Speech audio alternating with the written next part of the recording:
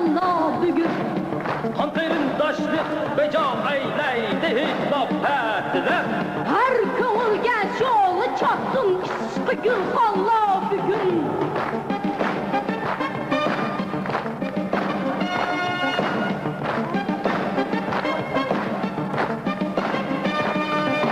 Sap hava derke dava eylep nava salgın sama.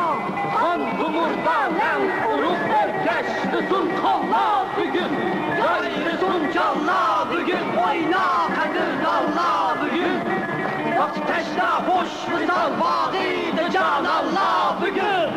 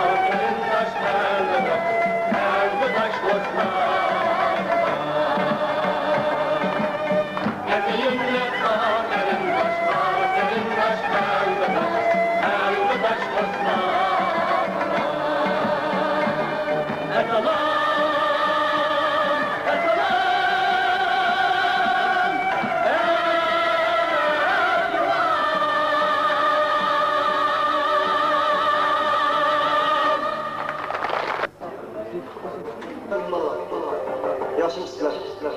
Bugün No'ruz münasebetinden ötküzgen bu meşrep sorunuğa katış berginler için çin kömürler rahmet edilir. Ve bundaki müşiddak sorunu köplep uyuşturup halkamız içinde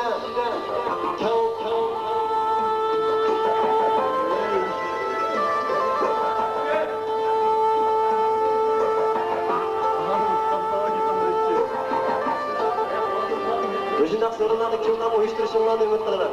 Tümende Abdülhamid'in işçi söz teyitmaydı.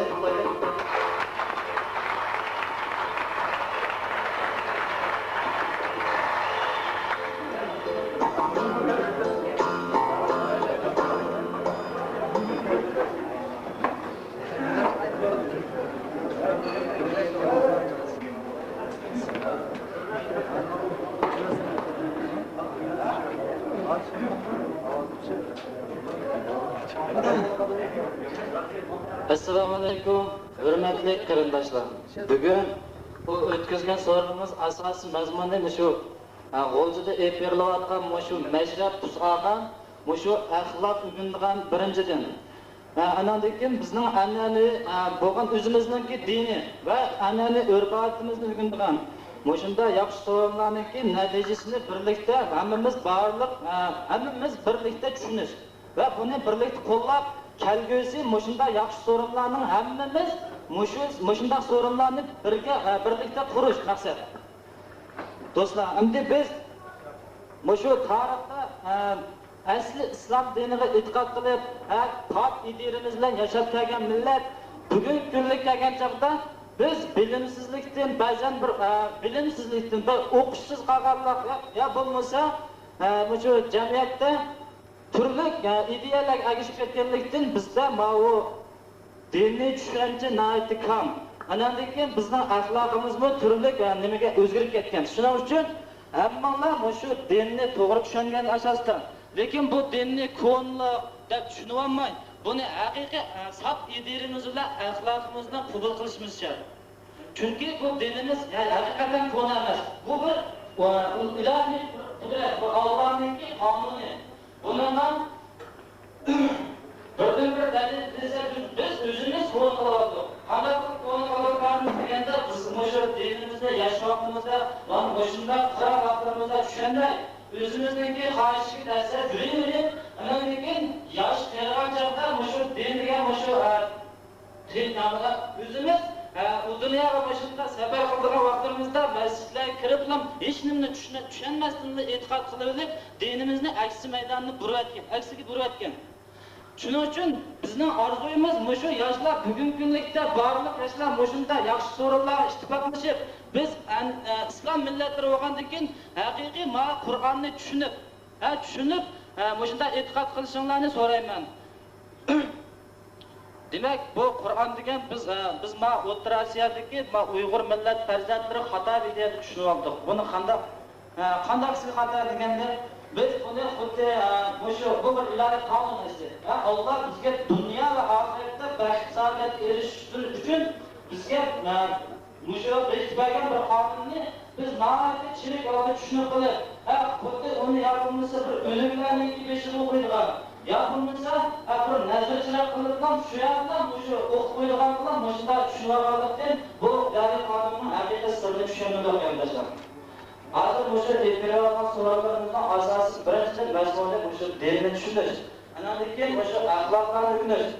Biz hozirgi o'sha musulmon millat darajada o'sha turli zararlik ichimlik, zararlik chekimlik berib ketdik. Bundan birdan bir sabab biz tushunmaganlikdan. Hamda hozir o'sha birlikdagi barliq so'rovlarning asosiy maqsadi biz haqiqiy musulmon millat bo'lgandan keyin mushu dinimizni ko'rsatmiz bo'yicha dunyo va oxiratda baxt saodatga erishish uchun mushu haqiqatni tushunib, mushu arablarni cheklagan asosda mushunda birlikda epiryapmiz. Hamda bu dinimiz bugungi kunlikda butun dunyo xalqiga qo'llab, masalan, taraqqi qilgan ellar, mushu Yevropa ellari turkumlab bu dinga e'tiqod qilmoqda. Dunyoviy olimlarmi mushu dinimizni qo'llab, islomning haqiqiy mohiyatini tushunib, ular bugungi kunlikda dinimizga turkumlab kiryapti. Biz-chi desak, biz Uyg'ur millati buni toza tushunmaganlikdan, mushu Qur'onni aksi maydonda tushunib olganlikdan chiriklashib ketibmiz, qarindoshlar. Chunki hozirgi davra oltin davrdan nur davriga o'tganda biz yana bilimsizlikdan degan mushu haqiqiy Xudoninki ma'vo ko'rsatib mangmay ilm o'rganinglar desa, xuddi Qur'onni boshqa tushunib, xuddi buni qanday desa, shunda cho'nglar o'qiydigan, va yoshlar buni e'tiqod qilmaydigan, mushunda tushunib olganlikdan biz taraqqi qilmaymiz. Chunki bu Qur'on hech qanday taraqqiyot to'silmaydi. Qur'on asli taraqqiyotning hammasi Qur'onda. Chunki Qur'on o'zi 24 fanga oid.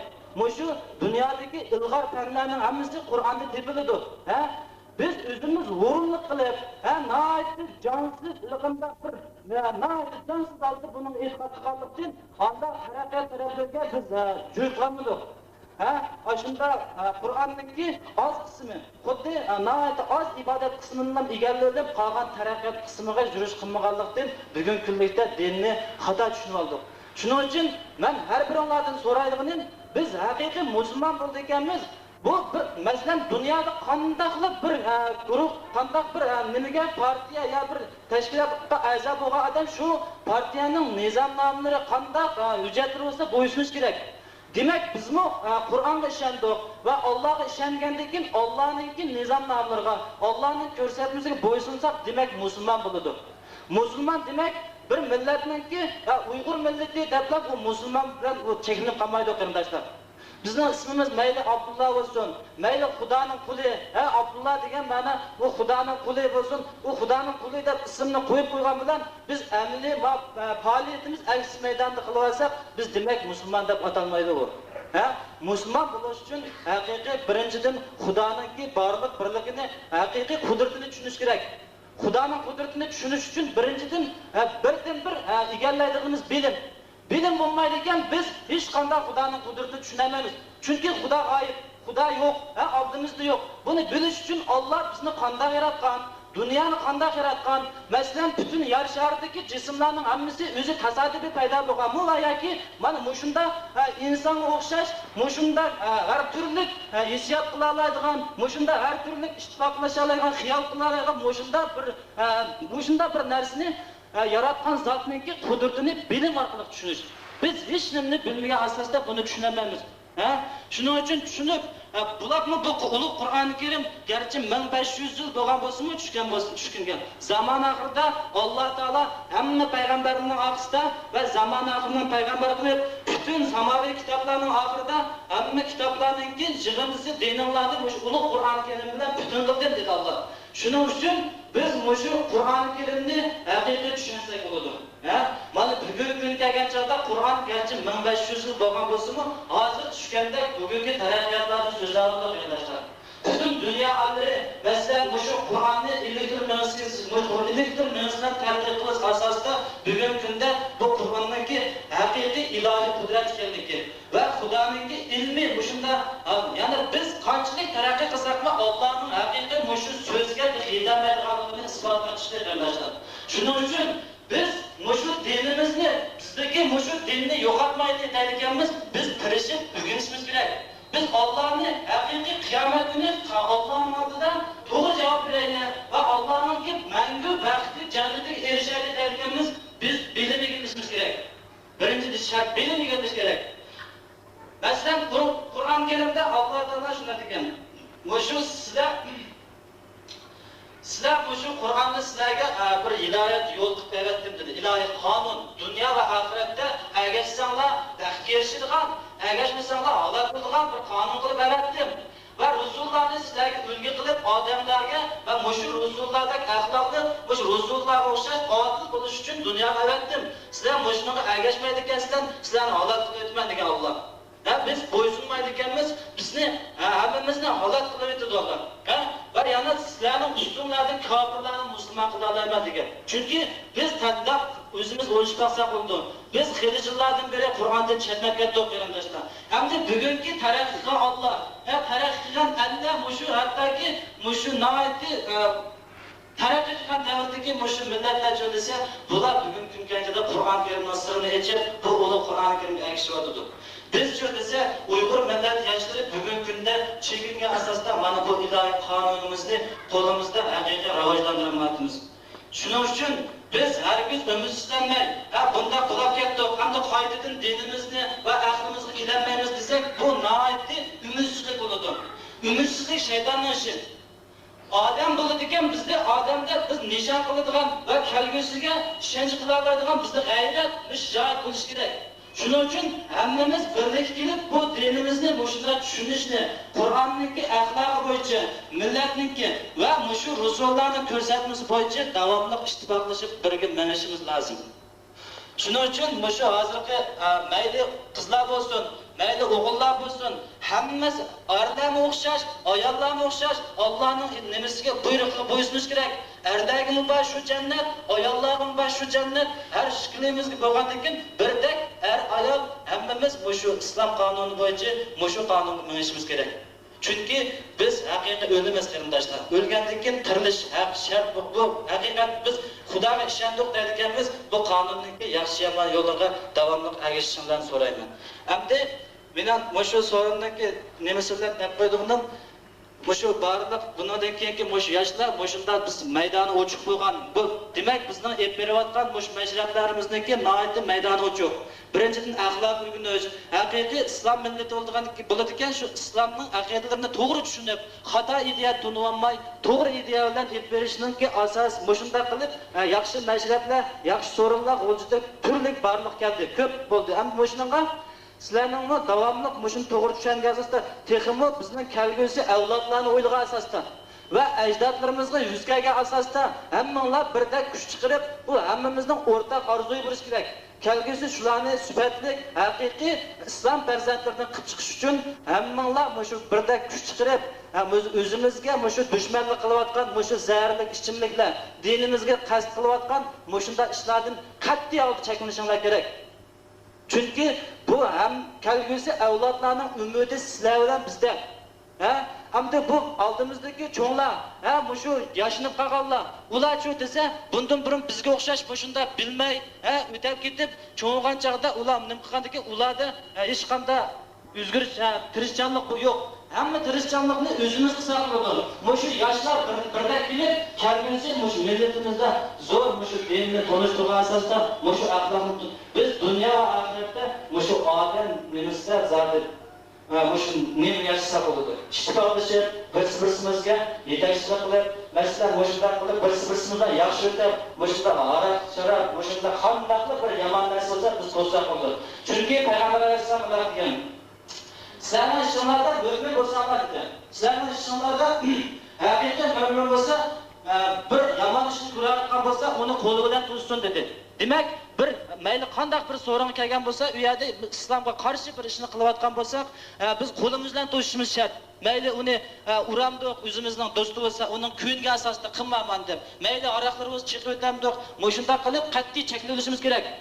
Agar uningga qobiliyatinglar yetmasa, tilinglarda danglar degan. Unda qilma, bizdagi millatdagi bulg'unish paydo bo'ladi. Buningda muhit yomon ta'sirga uchraydi. Kelgusi millat yomon yo'lga kirib ketadi. Shu millat shu yomon oqibatlar kelib qoladi deb, shu tilimiz bilan birsi-birimizni to'sishimiz kerak qarindoshlar. Uningga qobiliyatinglar yetmasa, dilinglardan norozi bo'lib ketinglar dedi. Ama bu bek zayıf amal dedi Peygamber Aleyhisselam. Çünkü biz imanla Müslüman deydikenimiz, birisi-birimizin yaman illetlerini tozlamazsak, demek biz hakiki Müslüman bulamayız.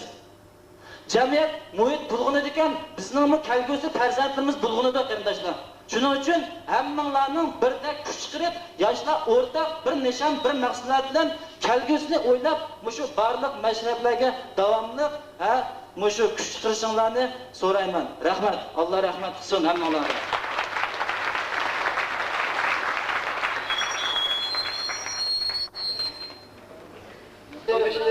Özümüzden hemlerini örgütlerden bulgan milliyetçi sözü başlayalım. Dostlarla içini bilip oynanmış olmaklarımız. Seni meramani.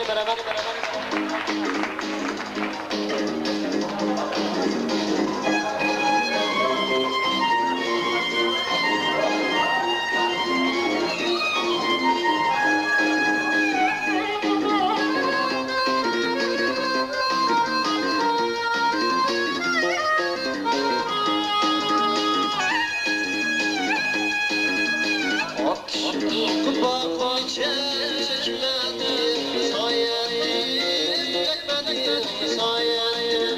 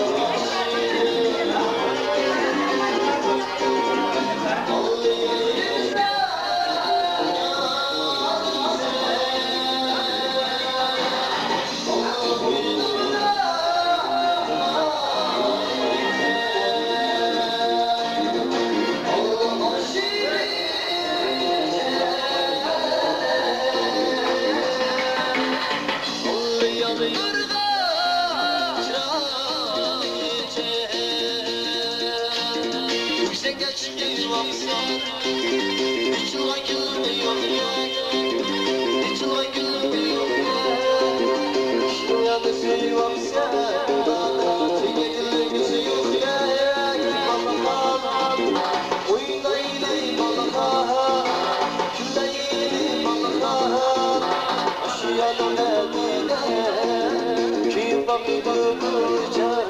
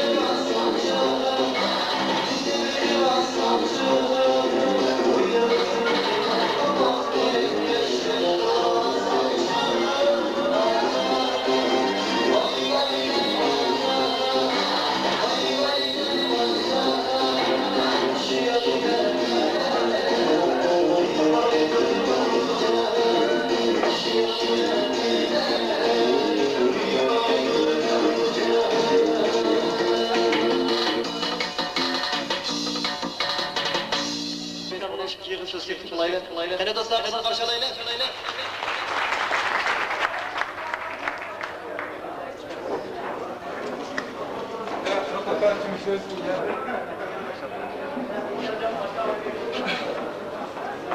Mikrofonu da yakıp bakmayalım da.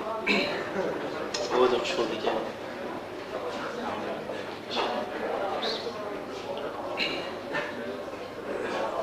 Esselamu Aleyküm. Hürmetli vatandaşlar.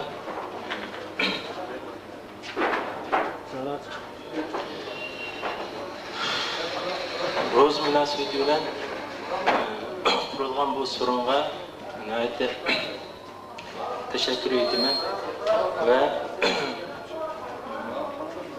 özümninki dostlarga İslam dininden azroq tushuncha asos bo'ladi.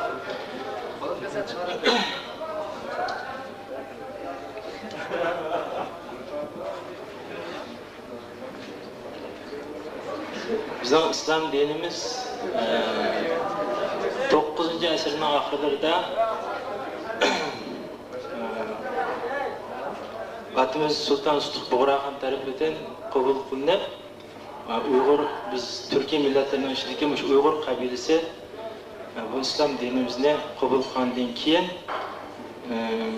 şu Allah Subhanahu ve Taala'nın ki Kur'an-ı Kerim hükmü bilen günlük turmuşumuzni ifadalığımız için ve Peygamberimiz Muhammed sallallahu aleyhi ve sellem'nin ki yol yoruqlarıyla manğallığımız için dünyaya medeniyet tarqatqan hem şundaq ilg'ar bir millat deb tanilgan edik.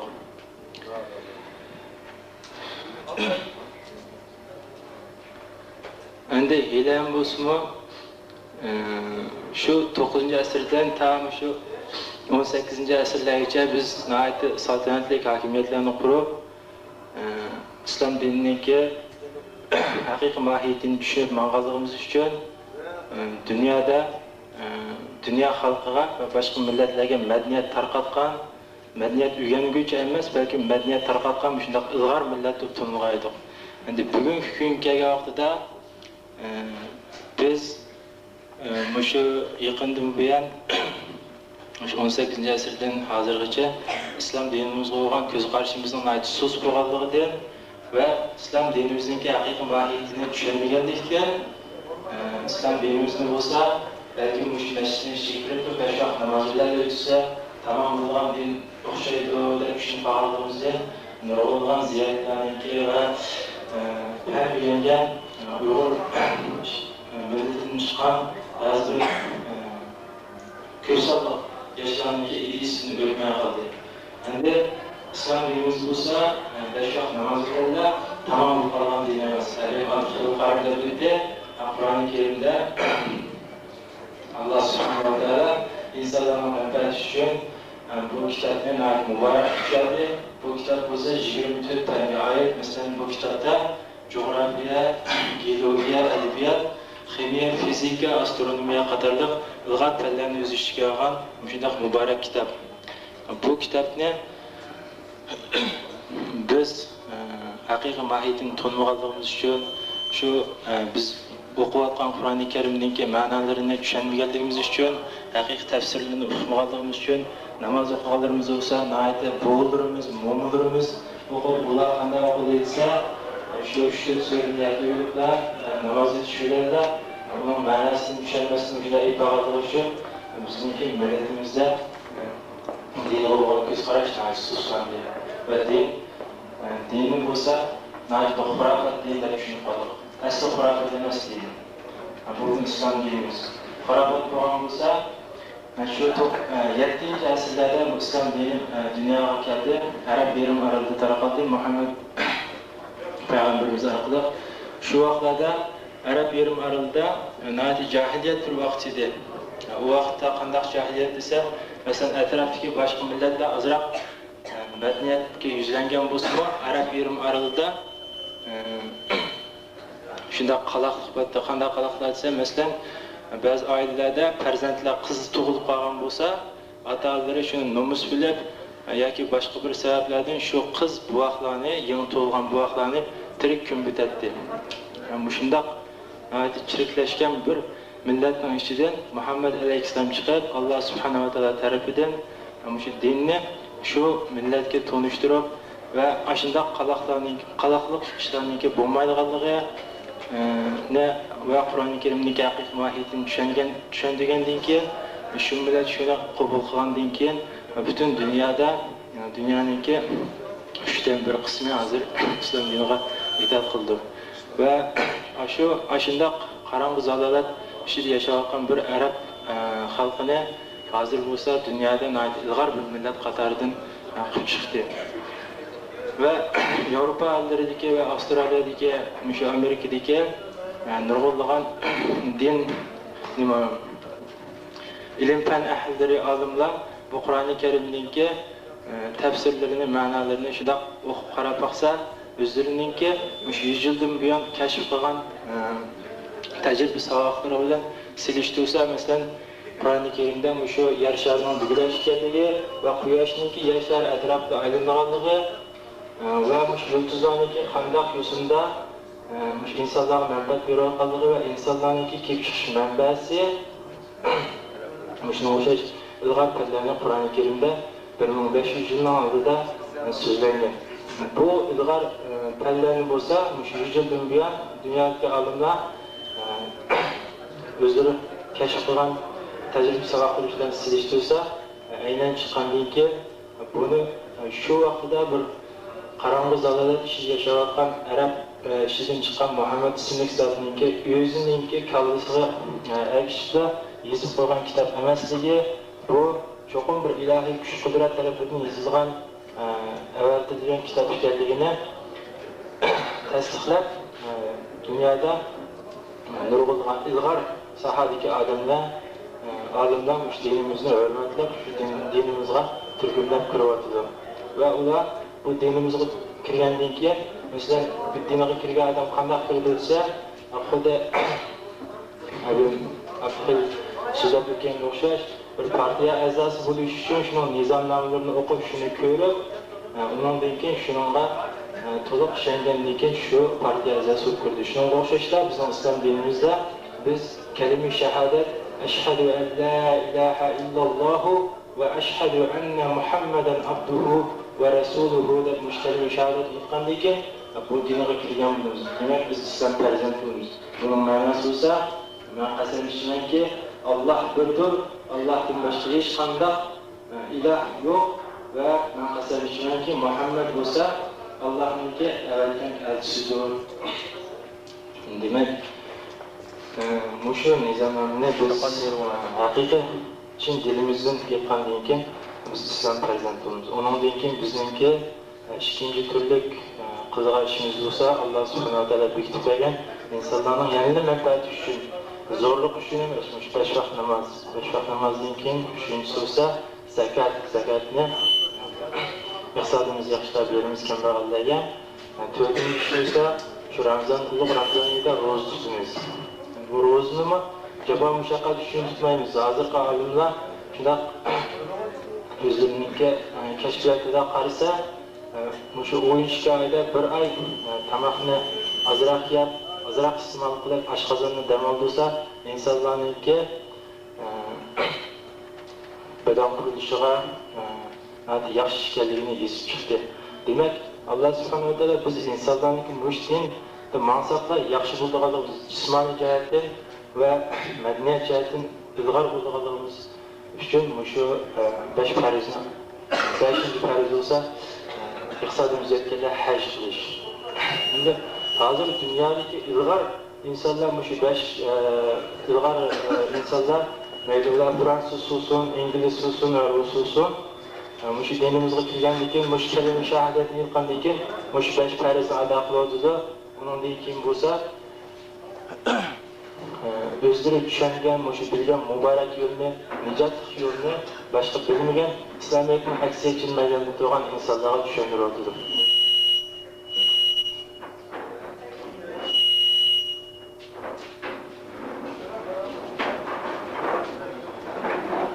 Endi mening bu so'rinda shu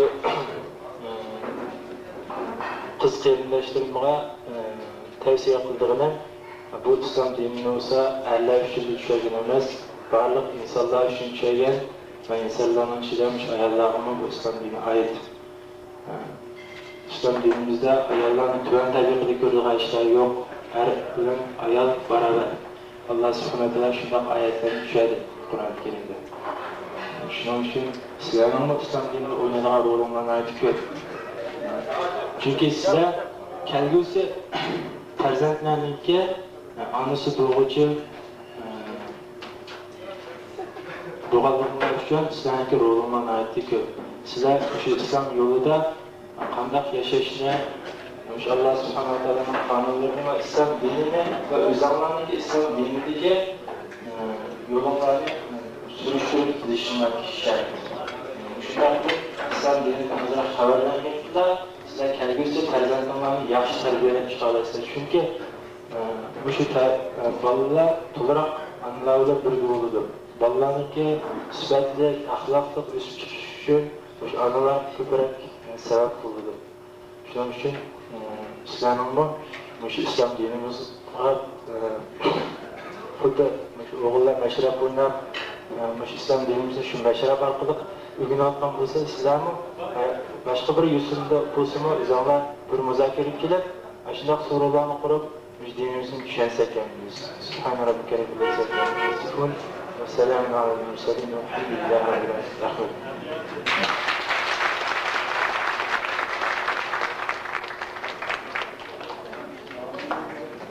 İslam doğruluğuna ait yaxşı gaplarni anladık. Tövende yaxşı gamdan bir işki kız latiflerini anlasak. Qani yaxşı gap.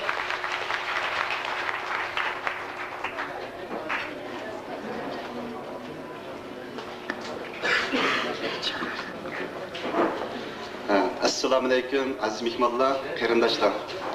Bugun hammamiz bu yak jam bo'lib, Türk millatlarının an'anaviy bayram bo'lgan Navro'z bayramini o'tkazayotimiz.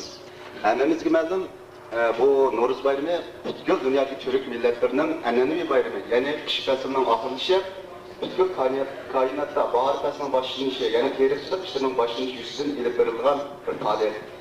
Mana bu şundaq bir ahamiyatli kunda yig'ilib o'tirganning o'zimi nihoyatda bir cho'ng ish. Men sizlarga bu so'rinni birga bo'lganligim uchun cheksiz faxrlanyapman. Endi yuqorida Abduxilil bilan Po'lat nihoyatda yaxshi gaplarni qilib o'tdi. Biz balkim bundan burun bundaq so'rinlarni aroq-sharoq bilan nihoyatda o'zimizga his qilishimizcha o'zimiz nihoyatda qiziqarli, nihoyatda yaxshi o'tkazgandek his qilamiz. Endi bugun mushundaq din to'g'riliq, islom to'g'riliq mushundaq paraqlar olsa, balki ba'zilarga g'alatilik tuyulayotgan bo'lishi mumkin. Bu nini aytaman. Chunki nimishga bu bizda bundaq sorularning uyushtirilishi balkim tunji qatimliqdir. Ya'ni bundaq bo'lishi bizning iymonimizning xususligidan bo'lgan. Endi bundaq ketish men sen hargizmi haqorat qilish emas. Chunki bizda aroq-sharoq mushundaq so'rinlarga bir odatdaglik bo'lib qolgan. Endi buningda ish o'tib nurg'ulgan qiron yigitlarimiz, chiroyli Uyg'ur qizlarimiz zaharli chekimlikdan berilib ketib bordi. Bu zat neylikdan, bu bizning islom dini to'g'ri tushunmaganligimizdan mushundaq yo'llarga kirib boramiz. Endi men o'z ko'zimdan ko'rganlarimni aytib beraman. Nurg'ulgan yosh Uyg'ur qizlarimiz mush sababdan boshqa millatlarning oyoqsiz bo'lib ketib bordi. Bundan ularga ketmay nurg'ulgan sabiy bo'lgan buning ta'siriga uchrayotdi. Men o'z ko'zim bilan ko'rgan bir ishni aytib beray. Bir uyga kirsam, mush yuzda men bir ishlar kirgan. Kirsam bir ayol bilan bir yer ikki kishi ekan. Bir 2 yosh kirgan bir sabiy bola ekan. Balımı aşıp, ananın üstü kumalı patlı. Ayaz çekmeyince batayım ki. Bu neymiş ya biz zaten bunu. Muşişrek biz burundan tatmışlar, bir halak milletimiz, ya o bizdeki bunlar ana. Biz bu İslam dinini doğru işlenmegenliğimizden muşişrek yollara kırkıt varımız. Hem de ben önde muşişrek bir şiir yazar, kötücükte şu oktaylar için. Nurgulgan işçilerimiz müştəğırlıq türümlər deyib atılır. Şu türümlüğü atab şeyimlərdə bir özgərtib yazılır. Sabili əzəldillah Uyğur millətimiz, əmdi zəhərgə ügəndi bizning bu avlodlarimiz. Yox idi bu yolda manğallarımız, əmdi günahkar dəfat aldıq, qaldırıb türmələrdə qaldı iz türmələr ara. Gayi tarımlarda yana, yatıdı neyli yigitlər türmələrdə sanaqsız. Panaksız kaldı yigitler küçük zindan türmede, külse düşmanları yırlaydı biçare anımız. Tüküldü abruy, sitildi vicdan, yokaldı barça hemmisi, zehirlense Uygur'un titrememdi yürkümüz. Toplumaz nadalla yoluydur, gerçi yançuk ve kuruk, bu afetini yokat olsa Kuda bergen insanımız.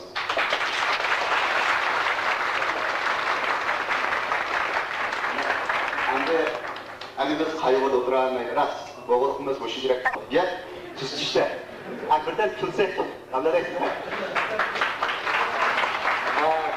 Karsan ama bu da nayda yaşlı biz bervadı da boğulduğumuz şu ballama teşkiller, şu meşrep teşkiller, şu arak şarabının çekler, nurgulman sorulanma arak kızıladı da. Ben önde şunda değerli çekimlik nayda yamrak geçişe taraf bir ilan izip koygan, ecili karakterlik ilan, şunu köpçülük kaptırır. Aktamak zorla gelenler, yani başka ilanını geçirerek kalmamlar. İlan. Aktamaka puluvalarının yaşı dostu. Dostum, siz keyfi görüşünü kalamsız. Andakta işkilenmeyi verip, bak ak ve savuşkanlık tamaklarını gramlap setiyordum. Siz onu istimal kılıp versiniz, işinizden arayıp gözünüzün köker tutun. İşinizi iyileştirip beşinizden aydırdım. Uzun müddet istimal kısmınız, korunuzdan, musluluğunuzdan birbirinden ayrı, yoğun birbirunuzdan asallığı yoktur. Eğer siz bu yolda ticaret yapasınız, sakçılar sizinle alayı bitip yanayet mihmakanızda çıkıp koyuyor. Bu mihmakanımızdan mülazimlikten naidin yaxşı olup günlük sizin 3 vaxt bəlsəkdən qoğmaş, qoğum bile əksiz təmirlətirdi. Bedelleriniz küçük saat diyen bağımda amma okuttırdı. Eğer onundan da çok mihmakanlar yetişini oynasanız sizni qoğan markalı taksi bilen çeyqatıpla tarih mihmakansı kapırıp koydu. Eğer onundan da çok adi dacüdeler yetişini oynasanız sizni tavuk markalı taksi bilen davuzat mihmakansı kapırıp koydu. Məqsadımızdan yollarda qalaylıqları boğaşqa, həlqarada Əzrailin otaqlarda erişkən. Dovzatda orada, Doğayko, Baybuşi, Küçük və Şahans işlərinin orada. Maksatda orada. Maksatda orada, meydan, Kansvazı Borkansı, Költüka və baş bulunmuş şah ölçülər. Baş direktörü tərsi, seçimçilərin kızının arşağı. Çəkicilərlə bana etibar veririz. Köpçülük rəhmət.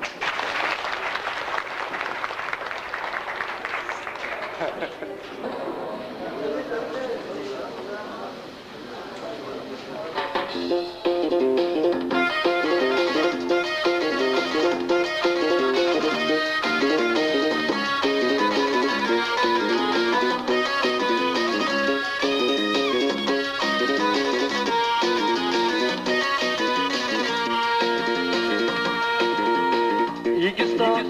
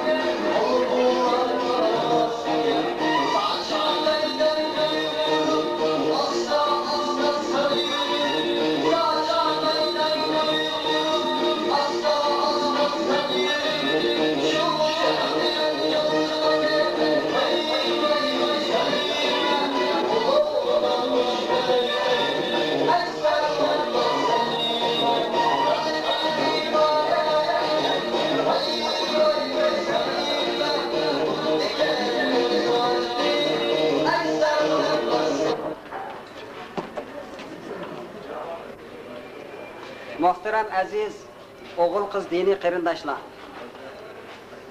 Bugungi bu so'rinniki munosabati bilan men sizlarga tavhid to'g'riliq. Birinchidan tavhid to'g'riliq. Ya'ni tavhid deganimiz osmon, zamin va uningdagi barliq koinotni yaratquchi Alloh taoloninki borligi va birligi haqida. İkinciden, İslam dinimizin asası bulgan ulug' muqaddas kitobi Qur'oni Karim to'g'riliq. Üçüncüden, ilim ma'rifatninki muhim haqida tushuncha bermoqchi. Shunga har biringlarninki angliq yursinda anglab, fikr berishinglarni so'rayman. Elhamdülillahi Rabbil alamin vel aqibatu lil muttaqin. والصلاة والسلام على سيدنا محمد وعلى آله وصحبه أجمعين أما بعد قال الله تعالى في كتابه الكريم أعوذ بالله من الشيطان الرجيم بسم الله الرحمن الرحيم وإلهكم إله واحد لا إله إلا هو الرحمن الرحيم Asman zimini yaratqıcı ve asman zimindeki barlıq kainatni biz insanların menfaati üçün hizmet kıldırıp duruyatkan ulug' qudratlik Allah Taala yuqorida o'qilgan oyatni farishta Jibril alayhissalom orqali, ya'ni Jibril degan ism atliq bir farishta orqali Peygamberimiz Muhammed Mustafa sallallahu aleyhi ve sellem'ge düşerdi bu ayetni. Ayetninki tercümesi tövendikçe. Allah şunda deydi. Sizlarning ilahinglar ey insonlar, faqatli birdir. Bu ilahdan başqa hech qanday ma'bud barhaq yo'qdir. Bu Allah bo'lsa nihoyatda shafqatlidir va mehribondir. Alloh taolo o'zining borligi va birligini uqtirdi. Bu oyatda Alloh taolo o'zining borligi va birligini uqtirdi. Ya'ni bu osmon zamin uning barliq koinot azaldan bor emas. Keyin paydo bo'lgan. Har qanday paydo qiluvchi narsa bir paydo qiluvchi bo'lishi lozim. Har qanday yasalgan narsaniki bir yasaluvchisi bo'lishi lozim. Unda bo'lgandan keyin bu azaldan yo'q bir maxluqning butun hamma narsa. Buni yaratuvchi bir Alloh va shu kuch Alloh deb qo'nsanlar bo'ladi deb Alloh taolo o'zini uqtirdi. Ya'ni o'zining borligini, birligini uqtirdi. Yani bir ayette Allah Teala "Fa'lam ennehu la ilahe illallah." Ey insan bilgin ki bir Xudodan boshqa ilohning yo'q ekanligini bilgin. La ilahe illallahning mazmunini bilgin. Yani la ilahe illallah degani Allah Teala. Yani Xudoning borligini, birligini qarg'ulachi tonima. Xudo bor deb og'zingdan deb qo'ysang bu hisob emas. Allah Teala'nın varlığını, birligini bildi. Biliş için biz adetli şeylerini bilsek, gözünden kökünü bulduğun derslerini görüp biliriz. Şeylerin şeklini, onun renklerini gözümüz arkalık biliriz. Hem birini ağız arkalık. Onun hem açışını, düşüşlerini, tatışını bunu ağız arkalık biliriz. Şeylerin ki kuraklarını, siz kurak, yakış kurakını burun arkalı. Avazlarınki igizbez, dikini kulak arkalı. Şeylerinki eğir yengil, şunodek yumuşak katlıklarını kol arkalı. Onu götürürken, ıslah eder, onu biliriz. Yani Allah Teala'nın bulanın eşkacısıyla bilgin olmaydı. Bu azalarının eşkacısıyla bilgin olmaydı. Çünkü Halık diye mahlukla herkes okşamaydı. Yasalıcı nerseler, yasalgan nerse herkes beraber bulamaydı. Anda olsa biz Allah Teala'nı kövmesek, göremesek, kanda Xudoning barligini birlikda tushunamiz desa, asar orqali. Biz odatda şu dunyo o'zidimi, şu 5 xil a'zo orqali tahdid qilinmay, asar orqali biladigan shaylar bor. Ishonishga tegishli narsalar bor. Masalan, ruhni alaylik, jonni. İnsanning aqli, nafsi qatorliq narsalarni hech qanday odam ko'rib boqqan emas, ammo bunga ishonamiz. Şuna Resulullah'ınki devrede, Peygamberimizin devrede Yahudlar ruhninki mahiyetini sorgan. Ruh degen zatı qanday narsa bu? Deb sorganda Allah Teala "Yes'alunake anir ruh, qulir ruhu min amri Rabbi ve ma utitu minal ilmi illa qalila" degan oyatni tushirgan. Ular senden ey Muhammed Aleyhisselam ruhninki mahiyeti to'g'risida so'rayapti.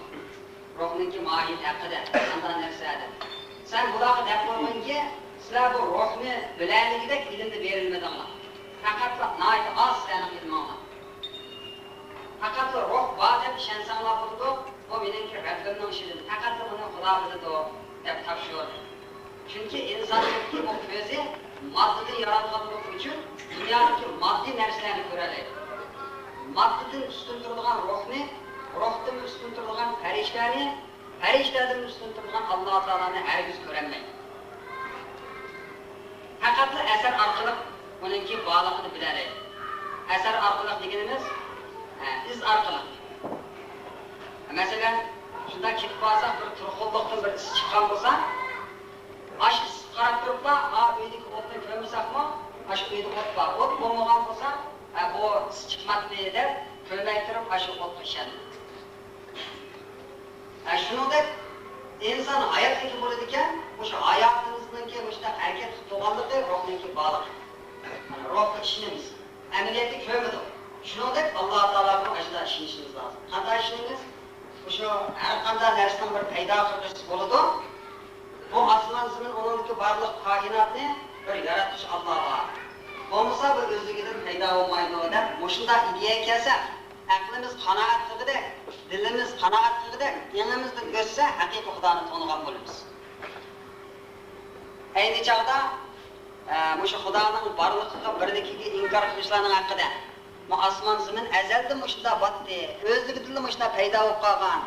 İnsan ikkinchi yana tugab, butun insoniyat tugab, osmon zamin uningdagi barliq koinot vayron bo'lib, insoniyat xalqi ikkinchi mas'uliyat tortilmaydi deganlarning haqida Alloh taolo am xuliqu min g'ayri shay'in am humul xoliqun degan oyatni tushirgan.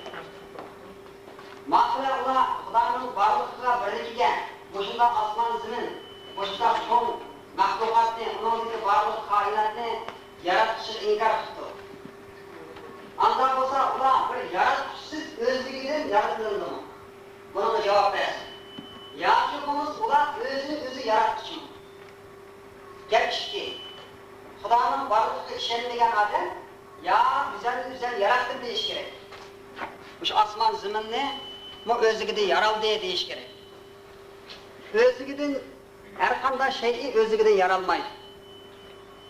Masalan biz mush mehmonxonaga qarabla, buning yasigan odamini ko'rmagan bo'lsaqmi, ammo cho'qim buni birisi yasidi. Bu o'zligidan paydo bo'lmaydi deb ishonamiz. Ammo shu kishiniki ba'zan bir sifatlarini bilalaymiz. Masalan, bu shu hunarni biladi, tamchilik hunarni, uningki mahorati bor ekan deb uni bilamiz. Ammo ba'zan sifatlarini yana bilmaymiz.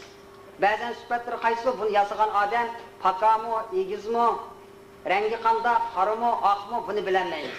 Shuningdek Alloh taoloning ba'zan sifatlarini asar orqali bilalaymiz. Ba'zi bir sifatlarini faqat bilmaymiz. Ana uchun Alloh taoloning borligini, birligini bilishimiz lozim. Bilish degan boy dedik, asar orqali.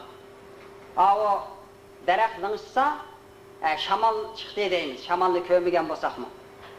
Shuning o'xshash, mushu dunyo mushunda bo'ladi ekan, buni cho'qim bir yaratuvchi bir kuch bor desak, mayli kuch deyli, mayli qudrat deyli, mayli Xudo deyli, mayli Alloh deyli, hammasi bir gap.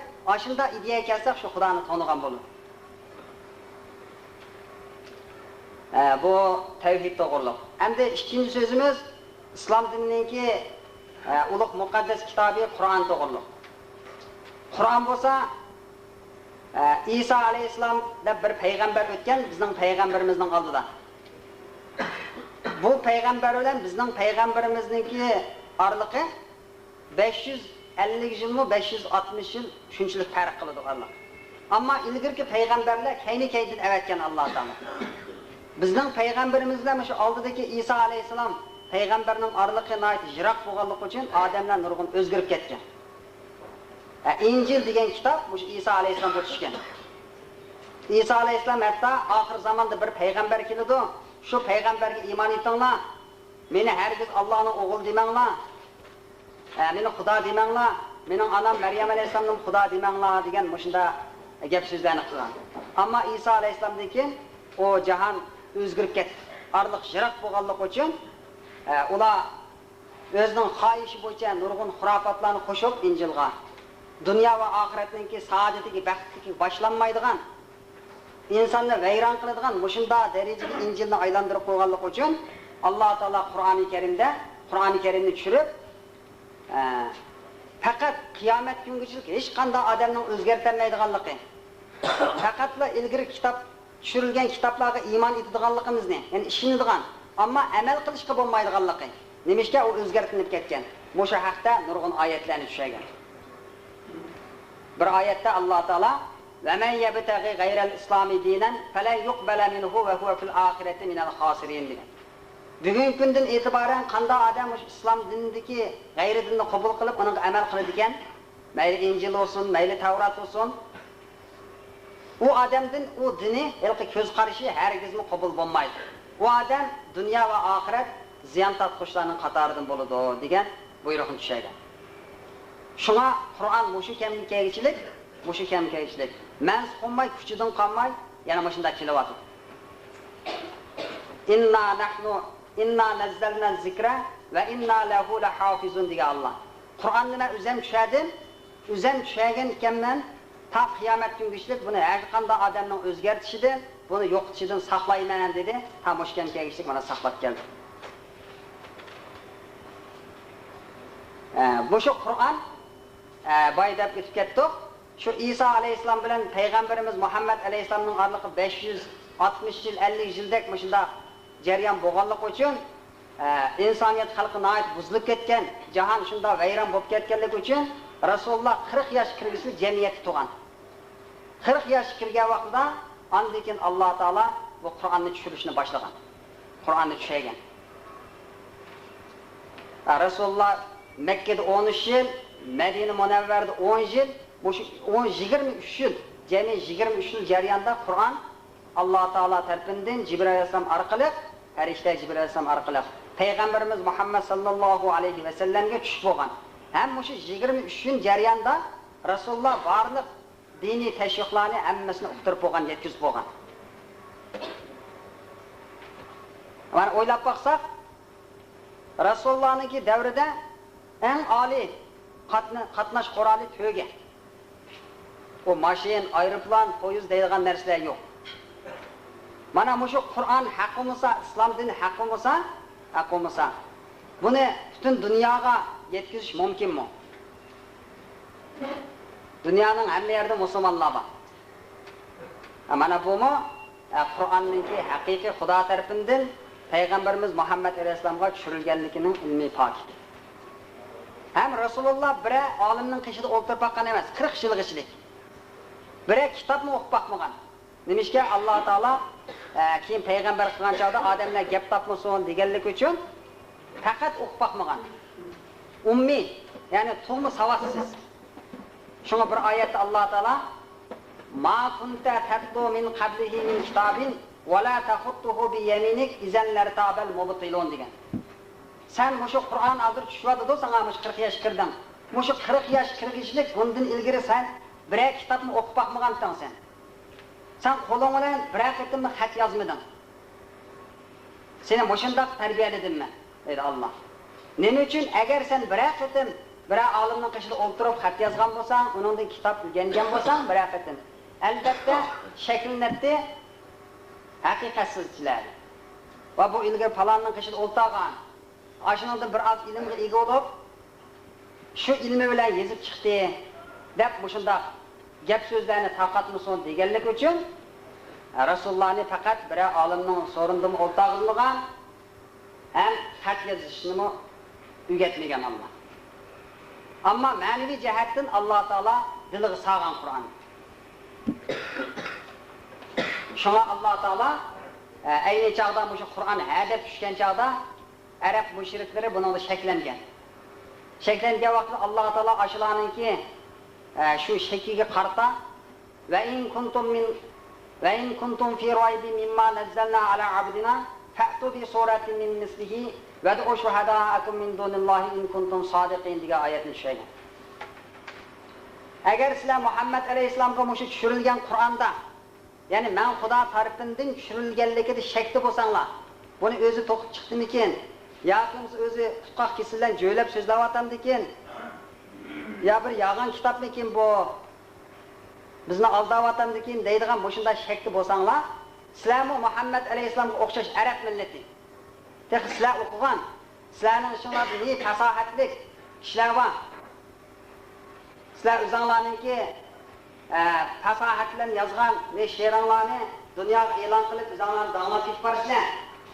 Mushunda fasohatli, balog'atli kishilar bor sizlar. Sizlar endi buni shakli bo'lgandan keyin, sizlarni arab millati bo'lgandan keyin, Qur'on uningdan tarkib topgan harflarni sizlar bilgandan keyin, sizlarmi mushu Qur'onga o'xshaydigan bir butun kitob emas, bir so'zchaqliq. Bir so'zni fasohatli, balog'atli, lafzga mo'l ma'noni o'z ichiga olgan. Bundan keyingi xabarlardan xabar beradigan, bundan keyingi ishlardan, g'ayb ishlardan xabar beradigan mushunda bir so'zlar tuzib chiqiladi. Degan vaqtda bular 5-6 oylik bir necha olimlar shunda jamlashib, uni yezib batgan, oxirida o yezib chiqqan narsani Qur'on bilan selishtirsa, o osmon zimindagi farq bor. Shular uni sirtga chiqarmagan nomusdir. Shu vaqtda Alloh taolo فَاِنْ لَمْ تَفْعَلُوا وَلَنْ تَفْعَلُوا فَاتَّقُوا النَّارَ الَّتِي وَقُودُهَا النَّاسُ وَالْحِجَارَةُ اُعِدَّتْ لِلْكَافِرِينَ degan oyat kelgan. Agar sizlar Qur'onga o'xshash narsani keltiramisanglar, mana hozir keltiramidinglar, mana amaliyatinglar isbotlandi, amaliyat bilan.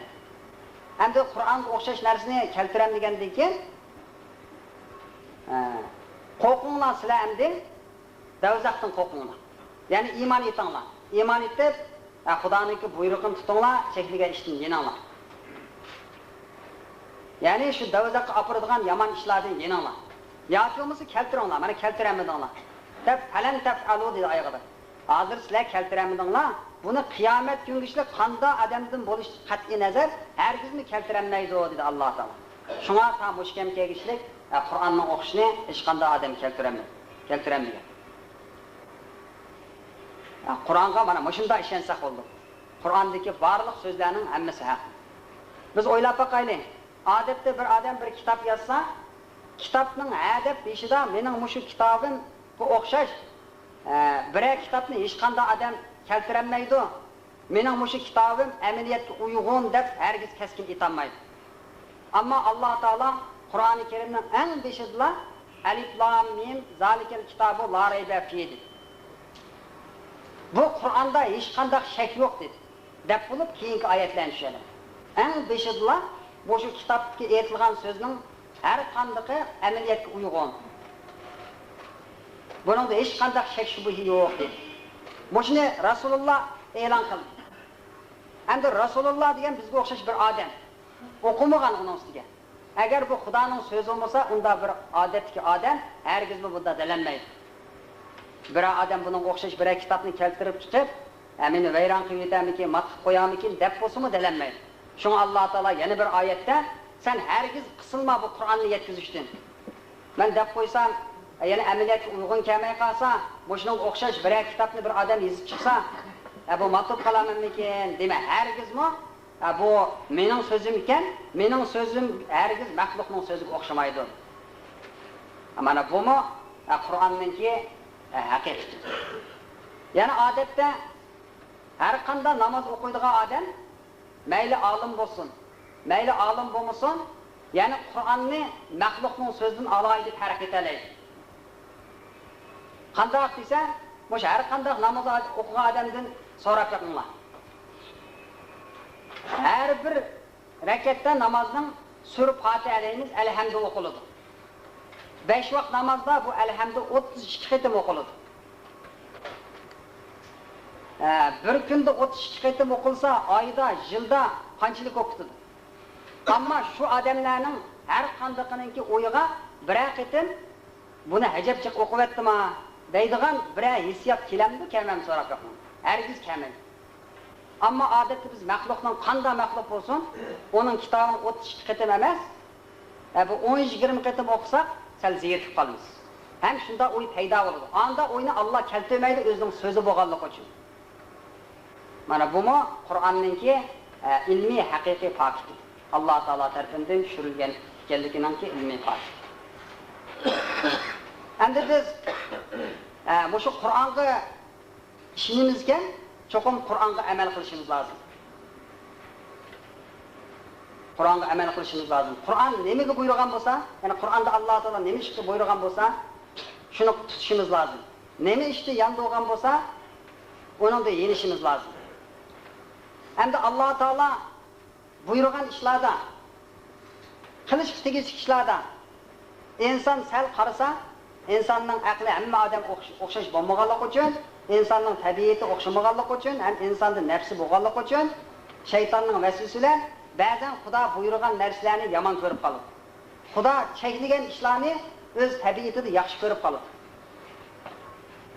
Shunga Alloh taolo asa an takrahu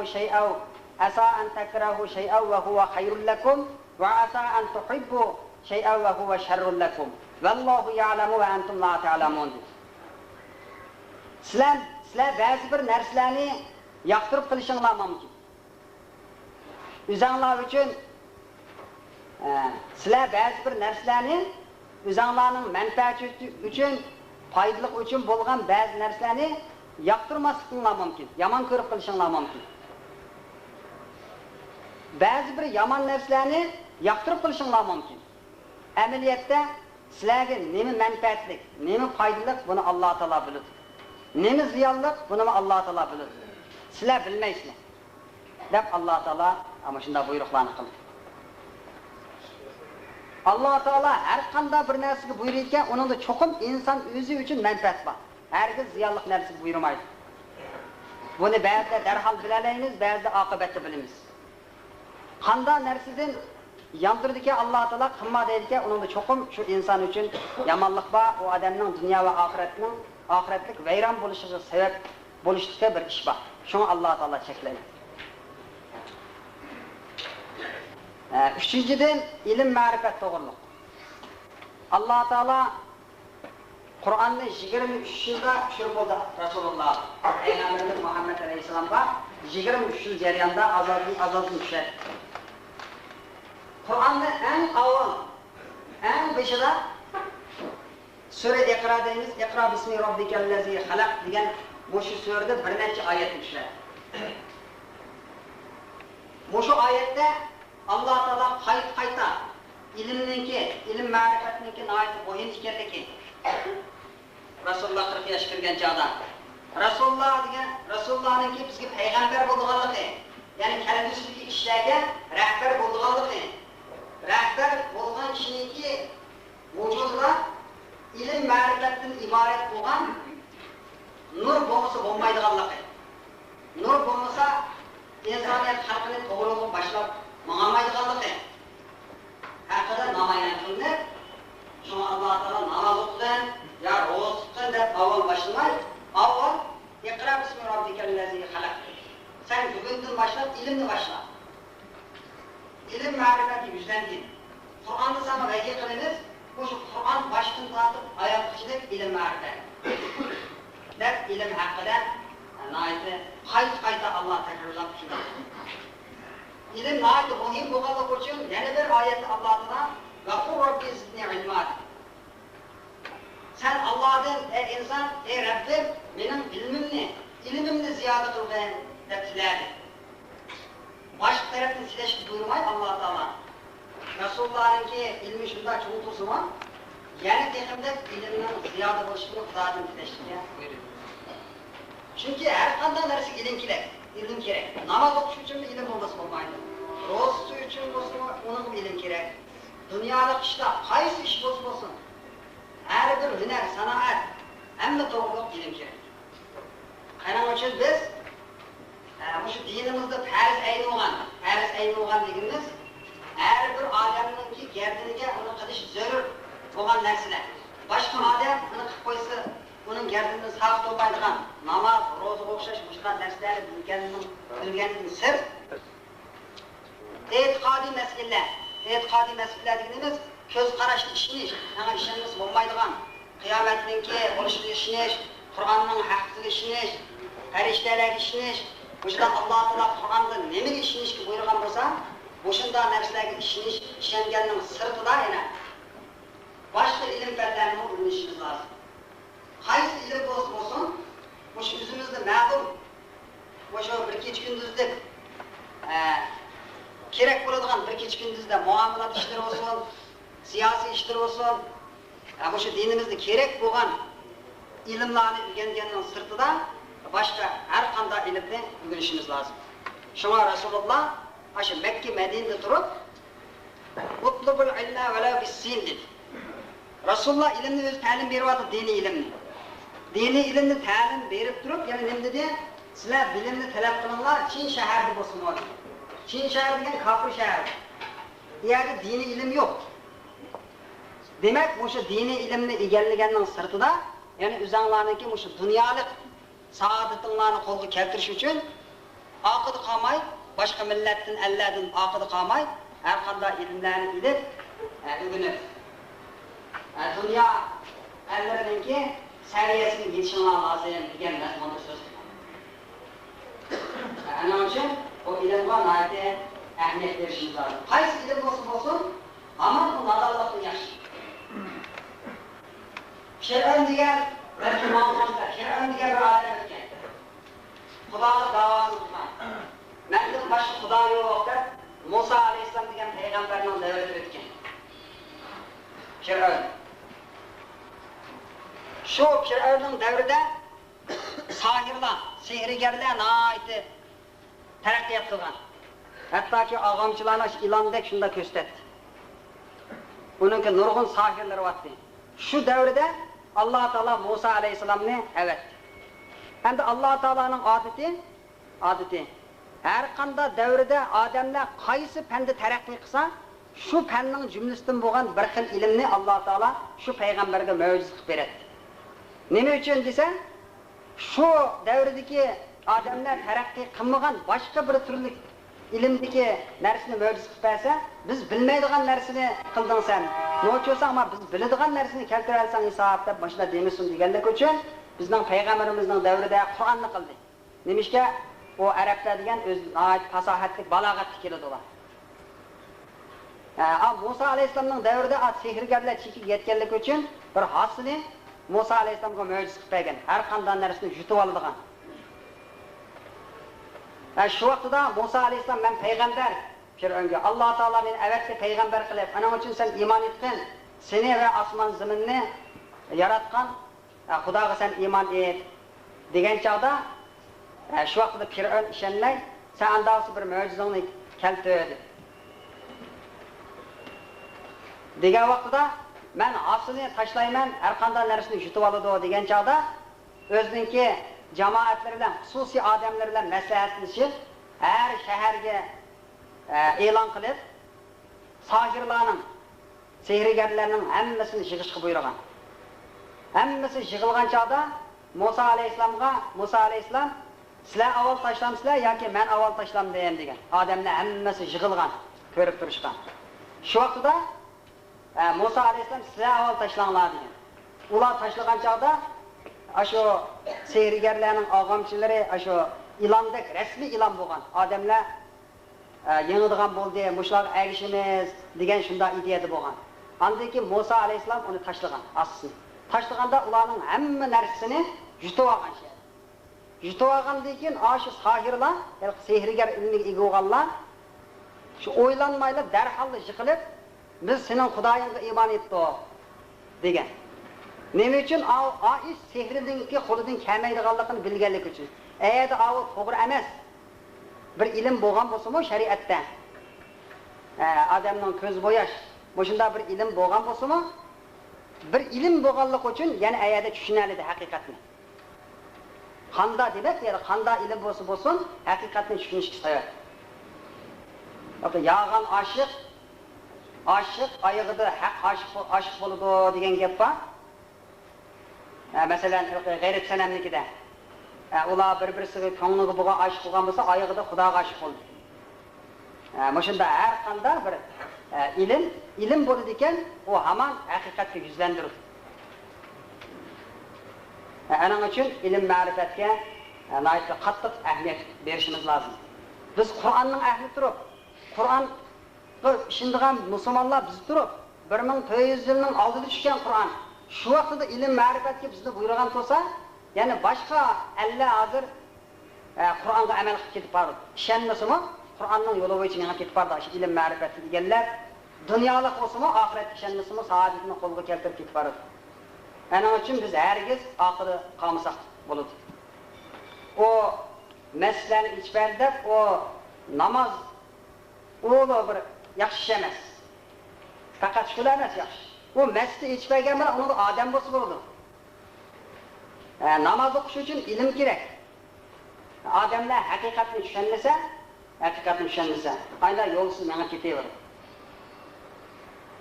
Ana uchun sen musulmonmi desa, musulmon nima uchun desa, ota-ona musulmon desa, bu javob xato. O musulmon bo'lmaydi. Musulmon degan asli taslim bo'lguchi. Bu arabcha gap asli. Taslim bo'lguchi, gardan qo'yguchi, Xudoning borligiga, birligiga ishonguchi degan bo'ladi. Amaliyotga uyg'un bo'lsa shu so'zimiz. Ana uchun shu osmon, zamin va uningdagi barliq koinotni yaratgan Alloh taologa hurmat bildirib secde kılavatınmen, bu xurafat emas deyish kerak. Nima uchun Alloh taolo secde qilishga buyurdi? Bu namozning hammasiningki bir ahamiyati bo'ladi. Quruq bir hareket emas. Chunki inson to'pida yaraldi. Tuproqda yaraldi. Tuproqda yaralganlik uchun Alloh taolo 5 vaqt namozni o'qishga buyurishgan. Har bir shu inson shu sayda qo'ygan vaqtda men mush to'pida yaraldim. Har qancha bilimga ega bo'lsammi, yana shu to'piga kirib ketaman. Yana men oddiy bir katta bir narsaga yaralmadim. Bu shunda o'zimiz dassaydigan, bu shunda qor narsaga yaraldim deb o'zini töven tutdi. Qanchalik bilimga ega bo'lsa, shunchalik o'zini töven tutish. Şun Allah Teala secde kılışkı buyurdu. Şun Allahu Ekber deb namaz oturmaz. Allahu Ekber degen Allah hamdin ulug' degan bo'ldi. Hem de Allah hamdin ulug' deganimiz men bu namozni o'qishning oldida dunyoning ishlari bilan mashg'ulot bo'ldim. Onu birdan bu ishni qildim, birdan bu ishni qildim. Hem de Allah hozir bütün mashg'ulotdan uzilib, faqatli Xudoga yuzlandi. Şuna Allah hamdin ulug' deb mana og'zimda dedim deganga ishorat bo'ladi. Rasulullah şuna ibadet kılgın, ölgündek, hayat küçüğün, ölmeydiğindek. Dünya işini kılgın, ölmeydiğindek. Bunda digine endi, ölmeydiğindek digine ve ölmeyleyen digen bulmaydı. Ölmege adam, aman ben ölmegenliğinde işini puhtu kılıdı. Yani işini nait puhtu kıl dünya işini digen bu. Yani ölüp bitimende buna zalim kılmay, işini nait puhtu kıl digen bu. Hem de o namaz okuğa vaxtida ölüdüğandek ibadet kıyıldığını her qanday adam özünün öldüğanlıqını bilmeydi. Eğer şu namazda ölüdüğanlıqını bilse, bütün hissiyatını, dünyanın meşgulatını çıkarıp Xudoga yüzünün. Yani başında ibadet kıl demek. Hemen sözümle müşahede ayaklaştırar. Elimizin ötmegen dini qanday meseleler olsa fikir kısak olur. Her biz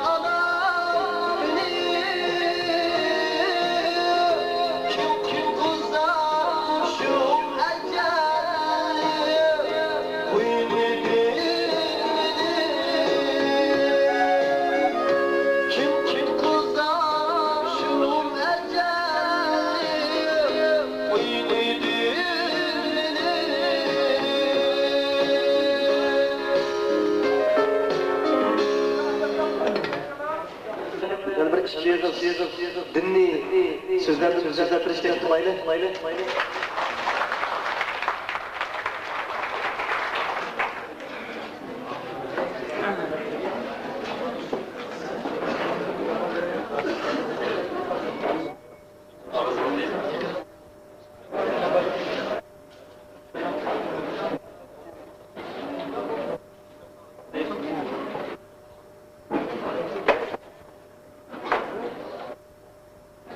Ba'zilarniki talibi İslamiyet qizlarga qanday qaraydi?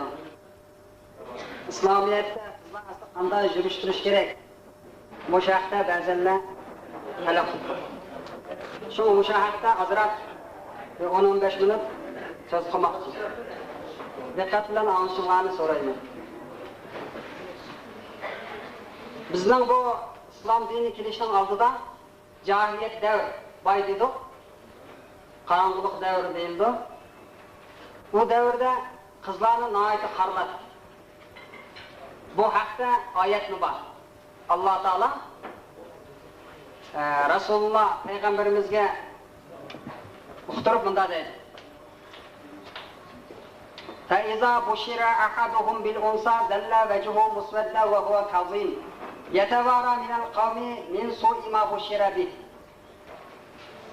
Bu cahiliyet devrinde ulanın birisiga ayolning qizi tug'di degan bir bishorat etib bersa, bir odam yetkazsa, shu gapni anglagan hamon chiroyi qop-qora bo'lib ketadi. Nihoyat g'azabga to'lganlikdan bo'g'ilib qolgan tasqaladi. Shuning bilan o'ziniki mal jamoatlardan bir necha vaqt ishlik yo'shirinib chiqammat qiladi. Bisharat berilgan narsaning nihoyat yomonligidan. Yomon bisharat berildi menga bu qiz tug'ildi deb moshanda qilib ketadi. Shuningla o qizlarni tirik ko'mbitadi. Yoki bo'lmasa am yaddusuhu fi turab. To'po ko'mbitadi tirik. Yoki bo'lmasa nihoyat xarlab cho'nqiladi. Mana cahiliyet devrida moshundaqdi. Deb Rasulullohga bu buyruqni uqtirib bu İslamiyet kelgandan keyin qizlarni nihoyat azizlashtirgan. O'g'illardan, o'g'il bolalardan qiz bolalarini ortiq ko'rishga buyurdi. Şuna Allah Teala alayda yahabu limen yasha'u unasa ve yahabu limen yasha'u zakurat. Allah xalqan odamga qiz berdi, xalqan odamga o'g'il berdi. Avval qizni boshladi. Qiz tug'ildi avval dedi Allah Teala. Resulullah'ın Xudo hozir ba'zi qizlar talab qilganda Resulullah'ın davrida ayollar alayda söz qilishni Resulullah'ın talab qiladi. Biz to'liq ishlarni qilmaymiz degan ishlarni o masalaga boramagandan keyin vaqtga boradi, ba'zini keyinga qolgandan keyin keyin turadi ayollar. Ammo yuzini yepib turadi va keyinga turadi. Ba'zi so'zlarni anglamaymiz kechroq bo'lganligi uchun ana uchun bizga ayrim bir so'z qilpasan deganda Rasulullah ayırıp ularga şimdi belgiler, amida dini işler tutturadi. Bir muşa qizlarga haqida muşuna so'zlab Rasulullah. Qanday kishiniki shu ayollarga 3 qizi bo'lsa, shu 3 qizini yaxshi tarbiyalasa, islom dinidagi yo'li bo'yicha mandolsa, islom dinidagi yo'li bo'yicha mandurib, uni bilimni qilib, ta turmush qilishchilik yaxshi tarbiyalab o'stirsa, shu ayol shu qizbolasini ashunda tarbiyalaganligi uchun ota-onasi jannatga kirdi. Degandiki bir ayol o'tirdi turib, 2 qizi bola ochdi. 2 qizi bor deb ayol. Deganda 2 qizi bor bo'lsa ashunda. Ammo bir qizi bor bo'z qaddoq deb so'ramagan. Ammo so'ramagan bilan bir qiz bola bo'lsa-mu, yana ashunda bo'ladi. Degan hadisda bor. Hadis degan Rasulullohning aytgan so'zi va qilliqlarini hadis deydi. Yani Rasulullahning hadislarida bor. Demek İslam dini qizlarga nihoyat azizdir.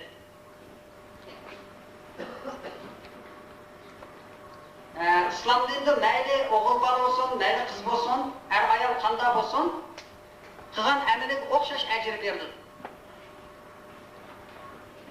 Bu haqda oyatlar bor. kishiga qarab, ayol kishiga qarab, unda emas. Barabar.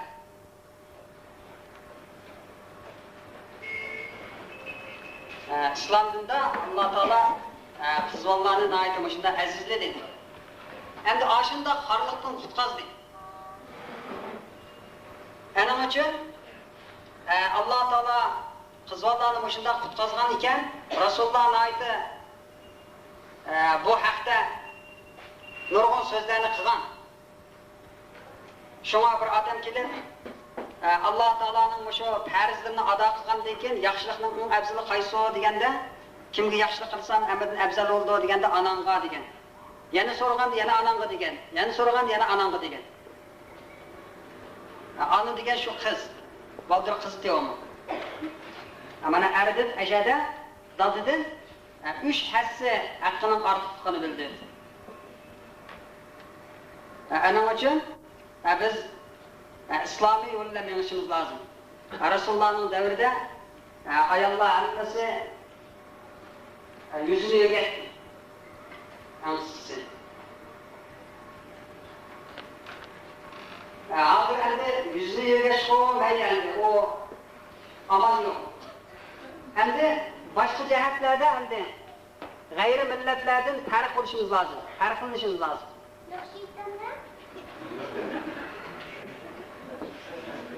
O'zimizdanki o'sha Uyg'ur millatim burun qanday yuradi? Hozir o'sha turqinlar islomiy dinda bormi deysizmi, hargiz bor deb javob berolmaysizlar. Yoki islom dinida bo'lmasa, sizlarning Uyg'urlarning, o'zinglarning burunqi ajdodinglardan kelgan buyda urf-odat bo'lsa, uningga shunday delanmaysiz. Mana g'ayri millatningki ta'sirini qabul qilgan. Ana uchun islomiyatda qizlarning aytib azizligandan keyin buning qadrini bilishimiz lozim. Endi bu yerda yana bir ikki savol bo'lib qoldi ba'zilardan. Birisi Alloh taolo barliq insoniyat xalqini yaratdi. To'pib ketgandan keyin ikkinchi yana tirildirib, ulardan mush dunyoda qilgan ishlaridan hisobot oladi dedi. O vaqtda Alloh taolo ham ashyoni nereden topadi deganlar bor. Buni xato demaymiz buni. Nimishga qo'yish uchun so'ragan bo'lish kerak. İnsaniyatning boshlanishi hammamiz bilamiz Adem alayhisalom. Adem alayhisalomning dadisimi yo'q, onasimi yo'q. Adem alayhisalomni yo'qdan Alloh taolo shu tuproqdan paydo qildi. Adem alayhisalomningki o'zidan so'ng qo'g'isidan anamiz Havvo alayhisalomni yaratdi. Shunga har qanday erninki o'ng tarafdagi qo'g'isining bir tal ustun, so'ng tarafdagi bir tal ustunining kam o'ng taraf qaraganda. Buni aşu tibbiy doktorlarni so'rasanglar, tekshirsanglar shunda chiqadi. Mana shunday yaratgan. Demak, ashunda yo'qdan bar qildi. Yo'qdan bar qilib, to'pidan bar qildi, yana to'piga aylantirdi, yana to'pidan yana tirildirishga albatta qodir. Minha xalaqnakum va fiha nu'idukum va minha nukhrijukum taratan ukhra Alloh taolo. Baldır xabar beryapti. Men insonni to'pidan yaratdim, ikkinchi ham to'piga kirgizdim, uchinchi qitimda yana to'pidan chiqaraman dedi. Mana birinchi qitim to'pida yaratganligim haq bo'ldi, ikkinchi qitim to'piga kirgizib qolganligim yana haq bo'lyapti, ko'ryapmiz. Ammo insonlarning hammasini dunyoga bırak keltirmaydi Alloh taolo. Chunki fatmaydi. Ammo har bir mushu insonningki jonlarini ilgari yaratib qo'ygan Alloh taolo. Shu jonlar tugagancha qiyomat qoyim bo'ladi. Buni Alloh taolodan boshqa hech qanday odam bilmaydi. Ham Alloh bildirmagan bu sirni. İkinci savol İslamiyatda mushu tangs to'g'riliqda. Hristiyan dinda borken bu bizning islomiy dinda yo'qkan bu. Umi Xudo tarafidan tushirilgan din bu. Nima uchun islom dinini cheklaydi degan shunday bir savollarni bo'lgan. Bay deb o'tgan. O Hristiyan dinda asli yo'q. Alloh taolo tarafidan tushirilgan Injilda asli bunda bu tansa, bunda qatorliq yomon ishlar yo'q. Buni keyinchilari o'zgartirib o'tgan. o'zgartib o'tganligi uchun hozir tekshirsanglar, Yahudlarning qo'lidami bu Injil bor. Nasara, Xristianlarning qo'lidami Injil bor. Ammo bir-birisiga Injil hargiz o'xshamaydi. Hozir Injilninki nusxasi o'xshamaydigan nusxasi 4 ga yetdi.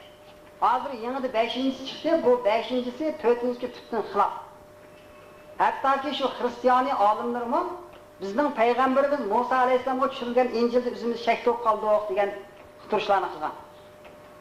O'zlariga tushirilgan kitobda shak to'p qoldi. Demak, mayda o'zgarib ketdi. Bu haq kitob emas. Uning to'g'ri yerlari bor, xato yerlari bor. Shuning uning haqida uning hamiyatni xato demaymiz. Aram bo'lgandan keyin. To'g'ri yerlari bor, xato yerlari bor. Aning uchun uniga amal qilmaymiz. Ammo Qur'onni olsaqchi, Qur'on mayli Jongoda bo'lsin, mayli Angliyada bo'lsin, Arabistonda bo'lsin, qaysi millatning qo'lida bo'lsin, mayli musulmon millat bo'lsin, mayli kofir millatning qo'lida bo'lib qolgan taqdirdami, hammasini tekshirsanglar o'xshash chiqadi. Mana bu Qur'onningki Alloh taolo o'zgartmaydi, hech qanday odam o'zgartirmaydi degan so'zning bir haqqi ham shundaqla o'zgarmaganlik. Shunga Qur'onga amal qilib boramiz.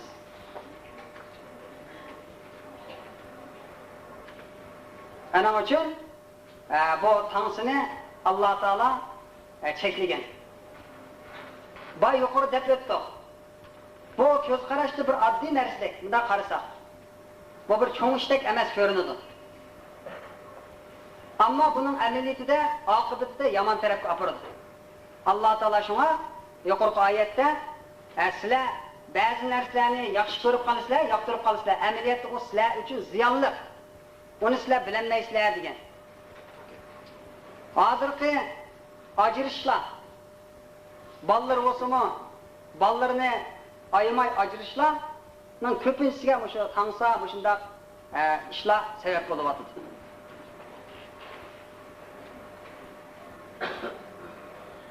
Ko'z qizdiradi. Shuna bilan qo'yib keladi. Qiz olmayani ba'chan qo'bash o'g'il ol deyishidi. Ballarni o'ylashmaydi. Alloh taolo insonni valaqad karramna bani Adam, nayt ulug', nayt haq yaratdim dedi. Mana hozirgi o'linayotgan o'g'illar, yigitlar, qaysi birisi men bira balaningmi, bira balaningmi qo'lni tutmagan qizidan to'y qildim dalalaydi.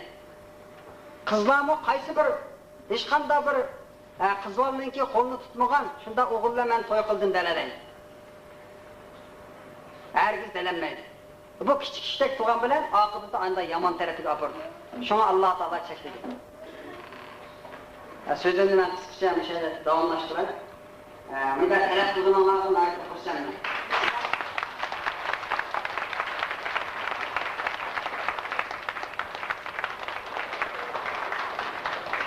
To'g'riroq gapni deb qo'ydi.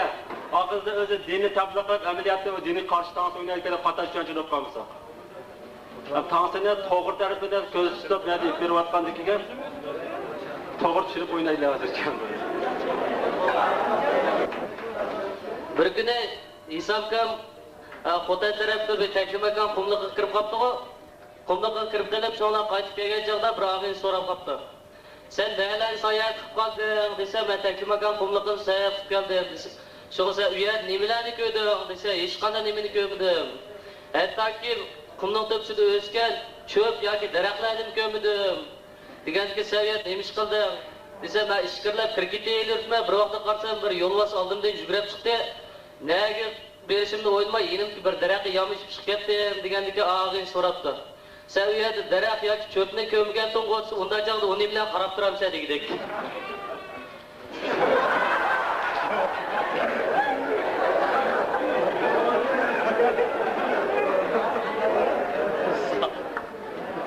Bir kuni va kepak yuzdan bir ishkar ayol shayx deyishi og'il kirdi-da, so'ng Qizil Bayroq magaziniga kirib bir televizor elib, uyga birib tazib qo'yib, so'ngla televizor kamiga joy qo'yibdi-ki, gijildab qayoqda chiqayli degandikim, so'ngla yo'lda ishlabdi-da, xotin algaknakilar desa, nima bo'ldi debdi. Deganki, Urumchidan kelgan xabarga to'parni shoq tashqib o'tgan degidek. Bir va'da usul.